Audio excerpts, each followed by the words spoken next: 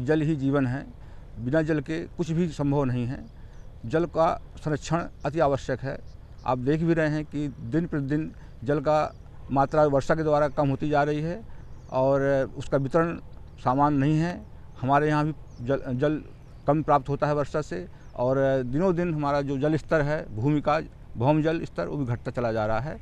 इसलिए चिंता का विषय है हमारे लिए भी, आपके लिए भी। और इस विषय में केंद्र सरकार हो, चाहे राज्य सरकार हो, चाहे हमारा विश्वविद्यालय हो, हमारे माननीय कुलपति डॉक्टर एस के पाटिल साहब इस विषय में अत्यधिक चिंतित हैं और हर प्रकार के संभव प्रयास किए जा रहे हैं कि किस प्रकार से जल का संरक्षण ज़्यादा से ज़्यादा किया जाए और किसानों को इसका फ़ायदा मिले, और जनभागिता के द्वारा उनके सहयोग से हर प्रकार से संभावित जो भी हमारी योजनाएं हैं उनको हम फलीभूत करें। अभी पिछले दिनों कुछ दिन पहले चीफ साइंटिस्ट मीट यहाँ हुआ था। पूरे हमारे देश के 36 सेंटर से चीफ साइंटिस्ट लोग यहाँ आए थे और उस विषय में कि वर्षा जल को और सतही जल को, भूजल को कैसे संरक्षित किया जाए और कैसे ज़्यादा से ज़्यादा इसका उपयोग किया जाए, इस विषय में चर्चा हुई।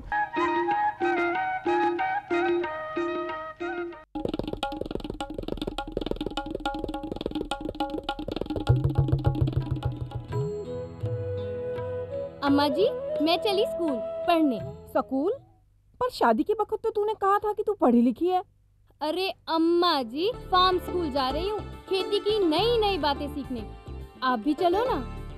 फार्म स्कूल, जहाँ खेतों में पैदावार बढ़ाने की हर बात किसानों को सिखाई जाती है, जैसे मिट्टी के हिसाब से सही खाद, बढ़िया बीज और जरूरत के मुताबिक कीटनाशक, ताकि कम लागत में अधिक मुनाफा।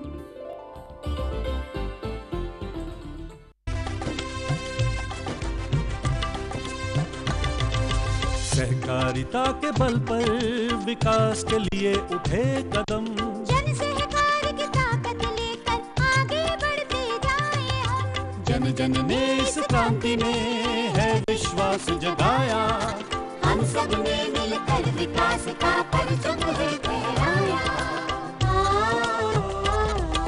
सहकारिता है अपने विकास की पहचान, नए दौर में सहकारिता ही भारत का अभिमान। कृषि मंत्रालय, भारत सरकार द्वारा जनहित में जारी।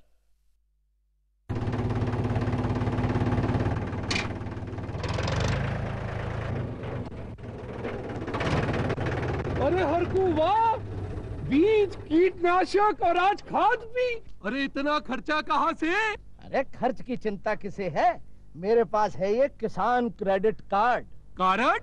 अरे बैंकों द्वारा जारी इस कार्ड से किसान उसकी सीमा तक की रकम कभी भी बैंक से निकलवा सकता है और खेती बाड़ी की सामग्री कभी भी खरीद सकता है। तो हरकू भैया एक कार्ड मेरे लिए भी। किसान क्रेडिट कार्ड के लिए नजदीकी बैंक से संपर्क करें और पाएं ढेर सारे लाभ।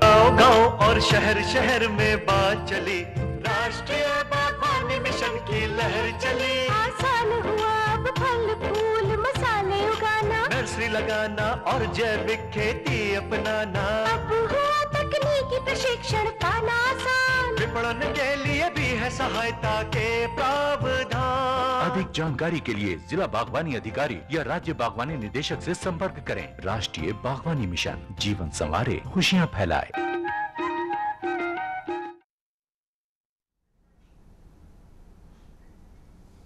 कृषि दर्शन के सभी दर्शकों को नमस्कार। साथियों, वर्षा काल में हमारे पशुधन अन्य ऋतुओं की अपेक्षा अधिक बीमार पड़ते हैं। इसकी दो वजह है। एक तो ये कि वर्षा ऋतु में पशु अधिक हरा चारा खाते हैं जो उनके पाचन तंत्र को प्रभावित करता है। दूसरा, हरा चारा के साथ ही साथ बहुत से नुकसानदायी कीड़े मकोड़े उनके पेट में चले जाते हैं जो रोग पैदा करते हैं। तो साथियों, वर्षा ऋतु में अपने पशुओं को होने वाले इन रोगों से कैसे बचाया जाए, इस विषय पर हम आज चर्चा करेंगे।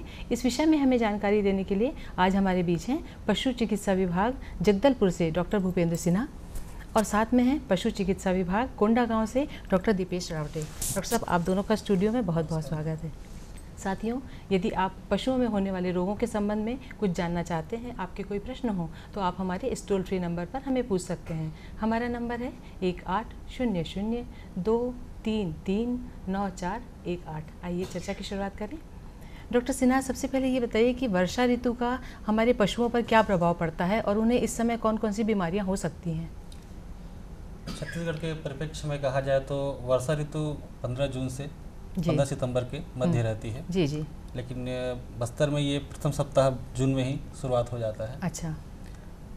वर्षा ऋतु में मौसम में नमी की अधिकता रहती है, जिस वजह से पाचन तंत्र है और तंत्रिका तंत्र है उसमें बहुत प्रभाव पड़ते हैं पशुओं के, जिससे कई प्रकार की बीमारियों को घेर लेती हैं। अच्छा। इसमें मुख्यतः आपकी खुरा चपका बीमारी है, आपका गलघोटू बीमारी है, एक टंगे बीमारी है। ये मुख्यतः ये 3 बीमारियां पाई जाती हैं बरसात के सीज़न में। जी जी जी जी।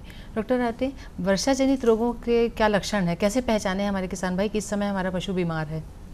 हाँ, वर्षा जनित रोग जो डॉक्टर साहब ने बताया अभी, मुख्यतः खुरपका मुंहपका रोग हम कहते हैं, जिसे खुरा चपका रोग के नाम से भी जाना जाता है। इस रोग के मुख्य लक्षण हैं, इसमें मुंह से लार टपकने लगते हैं और खुर में इसमें घाव हो जाते हैं, मुंह में तथा दांत के जीभ में जो दाने बन जाते हैं, दाने आगे आगे चलकर ये घाव का रूप ले लेते हैं, जिससे जो हमारे जो पशु हैं उनका जो खाना है वो खान पान बहुत कम हो जाता है। अच्छा।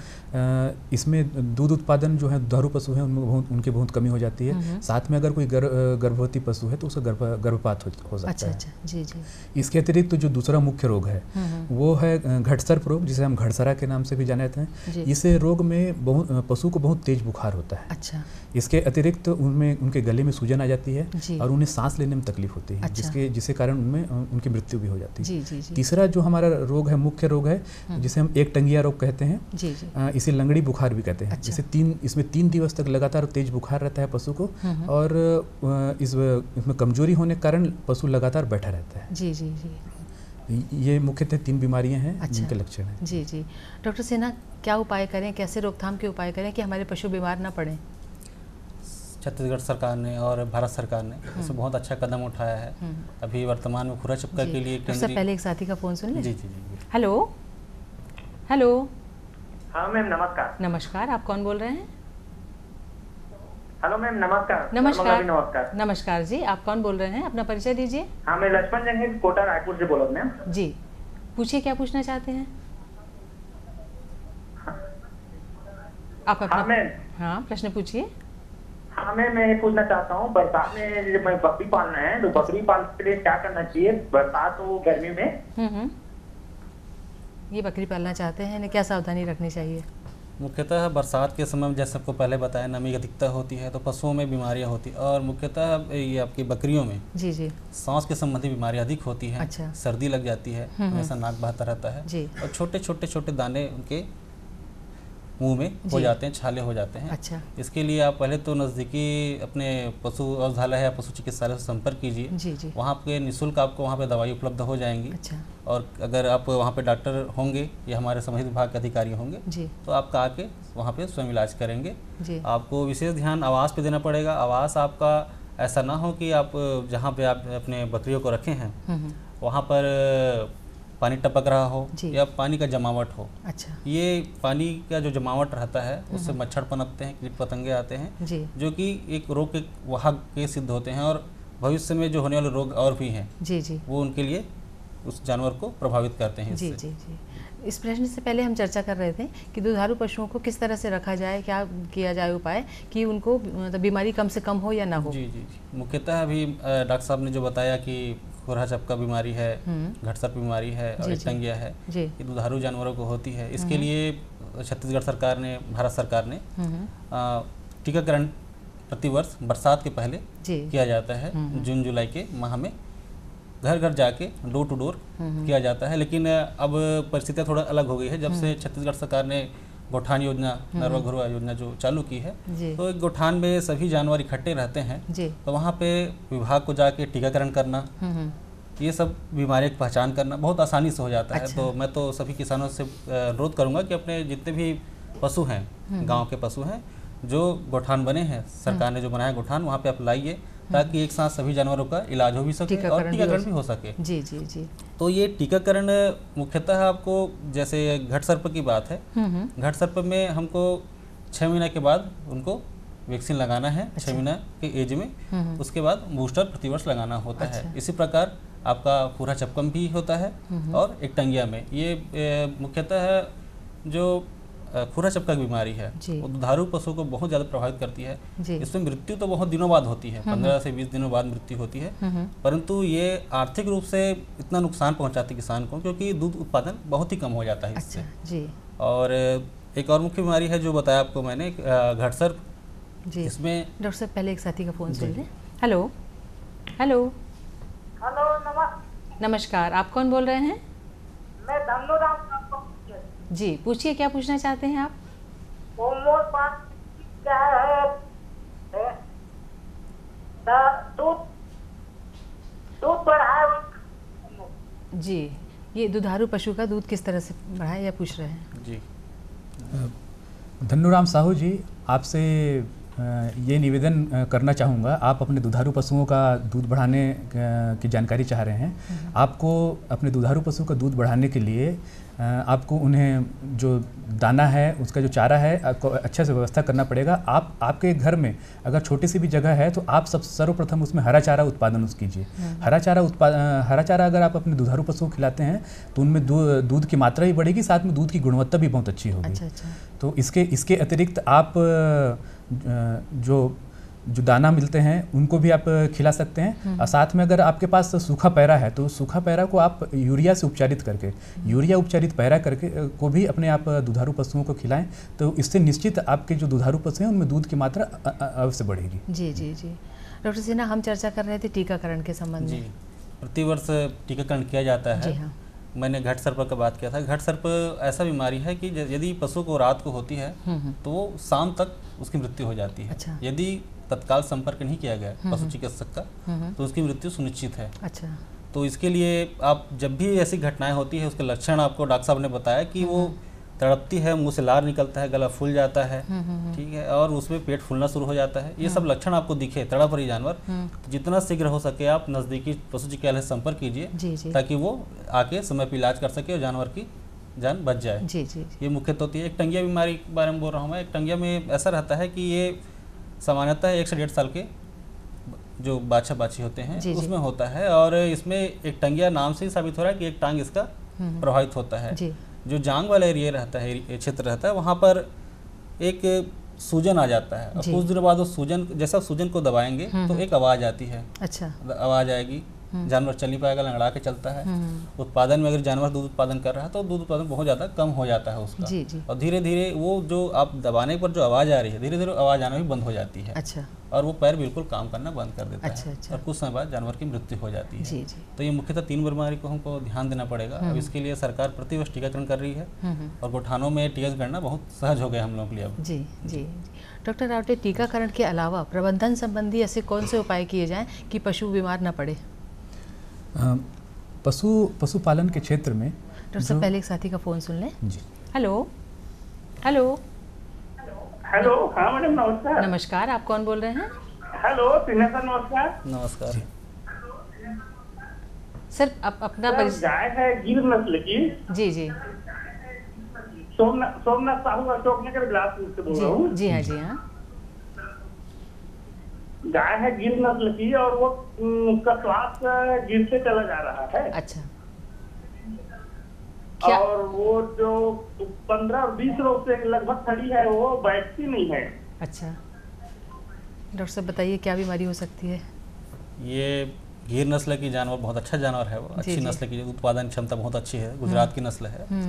जहाँ तक इन्होंने कहा कि बैठ नहीं रही है कह के, है ना, तो समस्या उनके पैर में तो है ही जी। मेनली अर्थराइटिस का प्रॉब्लम है वो। अच्छा। जोड़ों का दर्द रहता है। अच्छा। ठीक है, आप किसी भी नज़दीकी संस्था में जाइए, वहाँ पे आपको नसों से संबंधित जो दवाइयाँ हैं उपलब्ध हो जाएंगी और आपका इलाज किया जाएगा वहाँ पर। जी जी। और 15 दिन हो गए, आपने काफ़ी समय बिता दिया, आपको पहले अपने नज़दीकी सूचना करना था पशु औषधालय चिकित्सालय से। जी जी। बाकी ठीक हो जाएगा, कोई बहुत बड़ा बीमारी नहीं है वो, और नस्ल काफ़ी अच्छी पाले हैं। आप थोड़ा खान पान ध्यान दीजिए, और एक बार अपना जो आपके पास जो भी दाना होगा उसको आप एक बार चेक कीजिए कि दाना किस क्वालिटी का है, कैसा है, उसमें कुछ परजीवी फफूंद तो नहीं लगे हुए हैं। अच्छा। क्योंकि नमी आज के समय में बरसात में नमी होती है तो इससे दाना में फफूंद लग जाता है। जी जी। तो जिससे खाने से जानवर में इस प्रकार की समस्याएं, जो तंत्रिक समस्याएं होती है, नस संबंधी समस्याएं होती है, ये होती है, ये ठीक हो जाएगा। आप एक बार जाके औषधालय से, चिकित्सालय से संपर्क कीजिए। जी जी। डॉक्टर रावटे, इस प्रश्न से पहले हम चर्चा कर रहे थे कि पशुओं का प्रबंधन किस तरह का हो ताकि उन्हें रोग कम से कम हो। पशु रोग प्रबंधन हमारे उन्नत पशुपालन का एक बहुत ही महत्वपूर्ण स्तंभ है। जी जी। हमें हमारा ये प्रयास होना चाहिए कि हम कुछ ऐसे बचाव के तरीके अपनाएं जिससे पशुओं को रोग ही ना हो सके। जी हाँ। इसके लिए वर्षा ऋतु में हमें नमी की सबसे ज़्यादा समस्या होती है। अच्छा। तो नमी की समस्या को दूर करने के लिए हमें रेत या फिर सूखा कोई भूसा हो, वो इससे उनका हमारे पशुओं का बिस्तर बनाना चाहिए ताकि उन्हें किसी प्रकार की समस्या ना हो। इसके अतिरिक्त हमें जो हमारे पशु आवास हैं, पशु आवास के आसपास हमारे पानी का जो संग्रहण है ये ना होने पाए, क्योंकि पानी का संग्रहण होने से कई प्रकार के जो जीवाणु हैं या फिर परजीवी हैं इनके पनपने के ज़्यादा अवसर प्राप्त होते हैं। तो ये हमें इनके ध्यान रखना चाहिए। इसके अतिरिक्त वर्षा ऋतु में हमें पशुओं में उमस को भी समस्या ज़्यादा होती है, तो पशु आवास में हमें पंखा की व्यवस्था करनी चाहिए तथा खिड़की खुले रखनी चाहिए ताकि उन्हें किसी प्रकार की तनाव में ना सके पशु। ये सब चीज़ें हमको देखना चाहिए। साथ में उनके खान पान में भी हमको इनको ध्यान में रखना चाहिए। साथ में इस मौसम में हमें पानी का विशेष ध्यान रखना चाहिए कि पानी उन्हें जो पीने के लिए मिल रहा है वो साफ हो। अच्छा जी जी जी। डॉक्टर सिन्हा, छत्तीसगढ़ सरकार ने अभी इसमें गौठान में जो योजना शुरू की है इसके संबंध में हमारे किसान भाइयों को बताइएगा। बहुत अच्छा सवाल पूछा मैडम आपने। गौठान हमारे मुख्यमंत्री, हमारे शासन की बहुत अच्छी पहल है और हम सभी पशु चिकित्सकों के लिए वरदान साबित हो रहा है। जितने ज़्यादा पशु गौठान में आएंगे हमारे लिए सुविधा ये हो जाएगी कि हमको एकत्रित एक गांव में अगर हमको टीकाकरण करना है बरसात के पूर्व तो हमें सारे जानवर एक ही जगह उपलब्ध हो जाएंगे, आसानी से टीकाकरण किया जाएगा। और साथ ही साथ अगर कोई जानवर बीमार है या कोई गर्भित है, पशु गर्भित है, तो हम वहाँ पर पहचान कर सकेंगे, उसका अलग से इलाज किया जाएगा। एक फोन सुनिए। हेलो हेलो हेलो, नमस्कार, आप कौन बोल रहे हैं? मैं छेदीलाल जी, पूछिए आप क्या पूछना चाहते हैं? हेलो, हाँ जी, आप अपना प्रश्न पूछिए। हाँ जी, हम आपको सुन पा रहे हैं, आप अपना प्रश्न पूछिए। जो यहाँ लोग। हेलो, हाँ हाँ जी, आप क्या पूछना चाहते हैं? ये जो घूस मकाते पिटते, आपकी आवाज हमें साफ सुनाई नहीं दे रही है, एक बार अपना प्रश्न दोहराइए। यहाँ पे जो लोग हैं। जी सर, आप समझ पा रहे हैं? माफ कीजिएगा, हम आपका प्रश्न सुन नहीं पा रहे हैं। यहाँ पे जो है जी, आपका प्रश्न हम फिर सुनेंगे दोबारा, अभी हम अपनी चर्चा जारी रखते हैं। जी सर, बताइए। गौठान में पशु एक साथ आ रहे हैं, टीकाकरण में बहुत आसानी हो रही है। साथ ही साथ जो पशु अगर गर्मी में आई हुई है तो वहाँ हमें उसी समय कृत्रिम गर्भाधान किया जाएगा। दूसरा, अगर कोई पशु अस्वस्थ है, बीमार है, तो त्वरित इलाज होगा, वहाँ पर सुविधा उपलब्ध कराई जाएगी हमारे विभाग के माध्यम से। साथ ही साथ पशु जितने समय भी वहाँ पे रहेगा, सुबह 10 बजे से लेकर शाम के 5 बजे तक रह रहा है, उस मध्याह्न उस टाइम में उनको जो भी उनकी खान पान की व्यवस्था रहेगी, इसमें हरा चारा भी बोया जा रहा है शासन के द्वारा, वहाँ पर विभाग सहयोग कर रहा है। उसमें बिल्कुल हरा चारा इनको बाकायदा काट के दिया जाएगा। जितने चरवाहे हैं, चरवाहों को मानदेय भी दिया जाएगा सरकार की तरफ से। और अगर ये पहल किया जाए तो शायद तक मुझे लगता है कि एक नर सुधार के संबंध में और पशुओं के स्वास्थ्य के लिए बहुत अद्भुत परिणाम हमको देखने को भविष्य में मिलने वाला है। जी जी जी। डॉक्टर सिन्हा, इसके अलावा परजीवियों के द्वारा भी क्या कुछ रोग हो सकते हैं? परजीवी जनित रोग कौन कौन से हैं जो पशुओं में हो सकते हैं? परजीवियों के वैसे तो परजीवी 2 प्रकार के होते हैं, एक बाह्य परजीवी, एक अंतः परजीवी। जी जी। बाह्य परजीवी जो किन्नी बोलते हैं, जो जानवर के शरीर में चिपक जाते हैं और धीरे धीरे खून चूसते हैं। जी जी। इससे क्या है, रोग प्रतिरोधक क्षमता है, साथ ही साथ खून की कमी है, ये जानवरों में होती है, जिससे जानवर कमजोर हो जाता है। जी जी। दूसरा होता है अंतः परजीवी, जो कि दाने के माध्यम से, हरे घास के माध्यम से, पानी के माध्यम से पेट में चला जाता है, जो कि पेट पाचन तंत्र को खराब करता है, दस्त होता है। पहले एक साथी का फोन सुनिए। हेलो हेलो हेलो मैम, नमस्कार। नमस्कार, आप कौन बोल रहे हैं?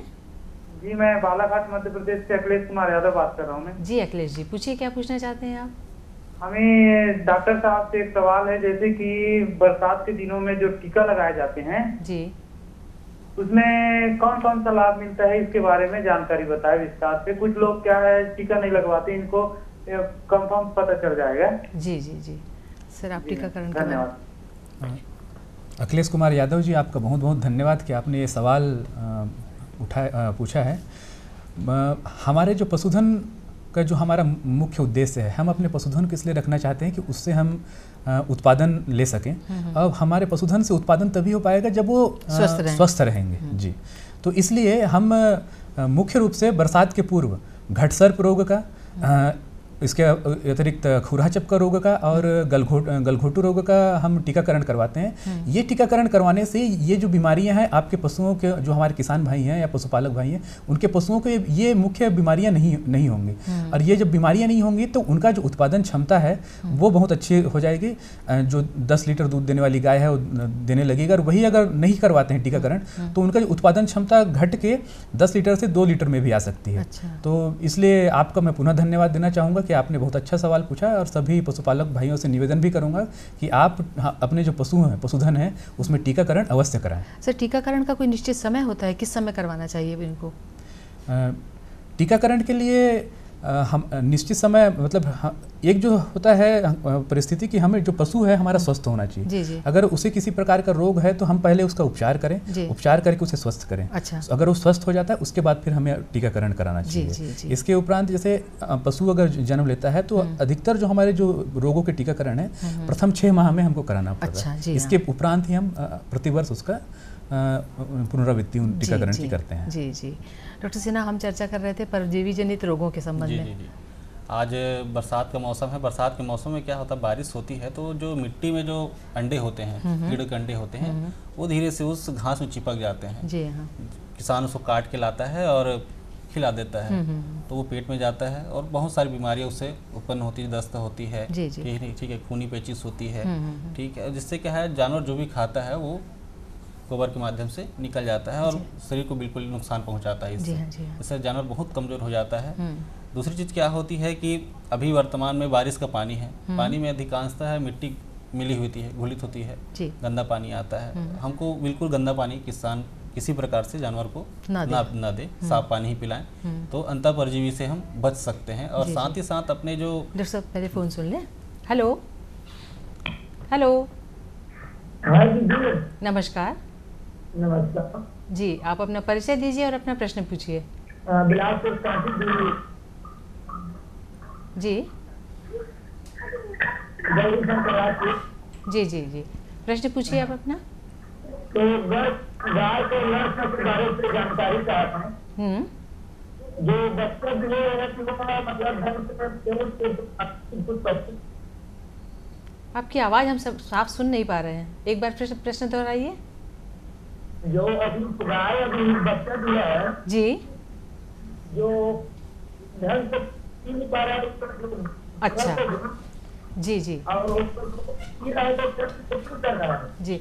अभी इनके गाय ने बच्चा दिया है, वो बच्चा ठीक से दूध नहीं पी पा रहा है। जी जी जी जी। देखिए, शुरुआती गाय का जो बच्चा होता है, चाहे वो बाछा हो या बाछी हो, जी हाँ, शुरुआत के 5 दिन का दूध उसके लिए अमृत का समान रहता है। हाँ, क्योंकि जिसको हम प्योज बोलते हैं और अधिकांशतः घरों में जिनके यहाँ होता है प्योज जमा के खाते भी हैं उसको, और उसको बच्चे को भी देते हैं। इसमें बहुत अधिक मात्रा में इम्यूनोग्लोबिन रहता है, प्रोटीन्स रहता है, कैल्शियम रहता है, जो कि उस बच्चे के लिए बहुत ज़्यादा महत्वपूर्ण होता है। जी जी। यदि अगर वो दूध नहीं पी पा रहा है बच्चा किसी कारण से, गलती आपसे हुई है, क्योंकि मैं बता रहा हूँ, जैसे बच्चा पैदा होता है, बच्चा होने के तुरंत आप माँ के पास उस जानवर को रखिए, छोटे बाछा को रखिए, ताकि वो खुद जो उसके ऊपर जो भी लगे हुए हैं, झिल्ली है, जो सभी है उसमें, है ना, उसको माँ खुद चाट के साफ करती है, ममता आता है उससे। जी हाँ। अगर उसे रखेंगे तो उससे क्या होता है कि एक अपनापन आ जाता है, जिससे भविष्य में जब गाय अपने बच्चे को दूध पिलाती है तो वो काफ़ी कंफर्टेबल होकर पिलाती है, आराम से पिला लेती है। जी हाँ। लेकिन यदि आप उस समय आप बच्चे को पास नहीं रखते हैं तो एक जो दूरी बन जाती है, जिस वजह से जानवर थोड़ा सा पिलाने में परहेज करता है। अच्छा। आप एक काम कीजिए, आप बच्चों को पिलाने में निप्पल वाला आता है बॉटल से दूध को पिलाइए, लेकिन उसको किसी भी हाल में आपको दूध पिलाना ही है। यदि आप नहीं पिलाएंगे तो समस्या बहुत बड़ी हो जाएगी फिर जानवर के लिए। जी। तो आप उसको बॉटल से पिलाइए, उचित रहेगा वो। जी जी। डॉक्टर रावटे, हम बात कर रहे थे परजीवी जनित बीमारियों के बारे में, तो इस कौन कौन सी बीमारियां हैं, इसके क्या लक्षण हैं और कैसे बचा जाए? परजीवी जनित बीमारियां जैसे डॉक्टर साहब बता रहे थे, मुख्यतः दो प्रकार की होती हैं, एक बाह्य परजीवी और एक अंतःपरजीवी। अंतःपरजीवी में भी हम 3 वर्गीकरण हैं। एक है फ्लूक जिसे कहते हैं, जो घोंघे जो होते हैं हमारे खेत में मिल जाते हैं, इनके द्वारा प्रसारित होते हैं। फ्लूक रोग होते हैं जिसे फेसियोला, एम्फिस्टोम इन नामों से हम जानते हैं। इसके अतिरिक्त दूसरी जो बीमारी होती है जिसे हम टेपवर्म कहते हैं, जिसे फीताकृमि के नाम से हिंदी में कहा जाता है। तो ये आपके फीताकृमि होते हैं। इसके अतिरिक्त और जो होते हैं हमारे राउंड वर्म होते हैं, जैसे गोल कृमि के नाम से जाना जाता है, हिमोंकस है। सबसे पहले एक साथी का फोन सुन लें। हेलो हेलो हेलो, नमस्कार, आप कौन बोल रहे हैं? हेलो, हाँ जी नमस्कार, आप कौन बोल रहे हैं? मैं गिरिराज बोल रहा हूँ। जी पूछिए, क्या पूछना चाहते हैं? वो बटिया हाथ खाता थे तो उसका इलाज करना चाहिए कैसे? जी सर बताइए। खांस रहे बोल रहे हैं? जी हाँ, बच्ची खांस रही है, उसको मौसमी सर्दी पकड़ा हुआ है ना। पहले तो आप उसको जहाँ रखें आवास को देखिए, कहीं ठंड तो नहीं लग रही वहाँ पर, उनको आवास व्यवस्था को सुधारिए। ऐसी जगह रखिए जहाँ पशु को गर्मी का एहसास हो, मौसम ठंडा है बरसात की वजह से। दूसरा, खांस रही है, आप त्वरित जाइए और वहाँ चिकित्सालय में मिलिए, आपको वहाँ पे दवाइयाँ मिल जाएंगी, ये निःशुल्क दवाइयाँ रहेंगी आपको, और उसको आप खिलाइए, या हो सके अगर जल्दी आपको रिजल्ट चाहिए, जल्दी ठीक हो करके, तो आप इंजेक्शन लगवा सकते हैं। ये अभी सभी जगह फैली हुई बीमारी है। बरसात का मौसम में ये आम बीमारी है, सबको सर्दी लगती है जानवरों को, और इसी वजह से खांसी भी आ रहा है। और ज़्यादा समय लेंगे आप तो ये हो सकता है कमजोरी आए, उससे घटसर्प जैसी बीमारियां होने की संभावना बढ़ जाती है। तो आप अभी जाके उसको डॉक्टर से मुलाकात कीजिए और अपने जानवर का तुरंत इलाज कराइए। जी जी डॉक्टर रावटे, हम चर्चा कर रहे थे परजीवी जनित बीमारियों के बारे में। हाँ, जैसे मैंने पहले बताया कि अंतःपरजीवी जिसमें 3 वर्गीकरण होता है। इसके अतिरिक्त जो बाह्य परजीवी हैं, जिसे हम जूं, किलनी, चीचड़, मच्छर, मक्खियों के नाम से जानते हैं, ये जो बाह्य परजीवी होते हैं, ये अधिकतर खून चूसने का कार्य करते हैं। इसके अतिरिक्त ये पशुओं को परेशान करते हैं, जिससे उनकी उत्पादन क्षमता या कार्य क्षमता कम हो जाती है। साथ में ये बहुत सारी बीमारियों के, जैसे मच्छर होता है मलेरिया का वाहक होता है, इसी प्रकार से जो जूं किलनी है ये भी पशुओं के बहुत सारी बीमारियों के वाहक होते हैं, जैसे जिसे हम थाइलेरिया, बेबेसिया रोगों से पहचानते हैं। ये सारे रोग इन्हीं जूं किलनी के माध्यम से ही प्रसारित होते हैं। तो इसलिए हमारे किसान भाइयों को चाहिए कि बाह्य परजीवी के लिए ये उन्हें एक जो कीटनाशक आते हैं उनका छिड़काव कर सकते हैं, अपने पशुओं के गले के पीछे से छिड़काव कर सकते हैं, जिससे ये बाह्य परजीवी मर सकते हैं। इसके अतिरिक्त ये अपने खुद ही घर में अगर कोई कंघी हो उनके लिए, तो कंघी करके भी इन परजीवियों को उनको वहाँ से निकाला जा सकता है। इसके अतिरिक्त जो अंतःपरजीवी होते हैं, अंतःपरजीवियों के लिए कीटनाशक दवाइयाँ हमारे पशु चिकित्सालयों में या पशु औषधालयों में हमारे पशुपालक भाइयों को निःशुल्क उपलब्ध रहती हैं। ये वहाँ जाकर हमारे जो भी पशुधन विकास विभाग के जो भी हमारे साथी हैं, उनसे संपर्क करके ये उन दवाइयों को प्राप्त कर सकते हैं। जी जी तो परजीवी जनित रोग जो होते हैं, तो जो अंतःपरजीवी हों, तो हमारे किसान भाई कैसे पहचानेंगे कि उनसे हमारा जानवर प्रभावित है? क्या लक्षण है उसके? अंतःपरजीवी रोग का प्रमुख लक्षण है, एक तो उसमें दस्त उनको होगा। इसके अतिरिक्त जो उनके जो बॉडी का कोट है, उनकी स्किन है, वो बहुत रूखी हो जाती है। ये बहुत अच्छा वो तरीका है पहचानने का। इसके अतिरिक्त कई रोगों में जो पशुओं जो परजीवी हैं, अंतःपरजीवी हैं, उनके जो कुछ टुकड़े हैं वो उनके गोबर में दिखने लगते हैं। इससे भी पहचान। डॉक्टर सिन्हा, डॉक्टर रावटे, आप दोनों हमारे स्टूडियो में आए, हमारे किसान भाइयों को बहुत उपयोगी जानकारी दी। आप दोनों का बहुत बहुत धन्यवाद। साथियों, नया विषय, नई जानकारी के साथ आपसे फिर मिलेंगे। अभी आज्ञा दीजिए, नमस्कार।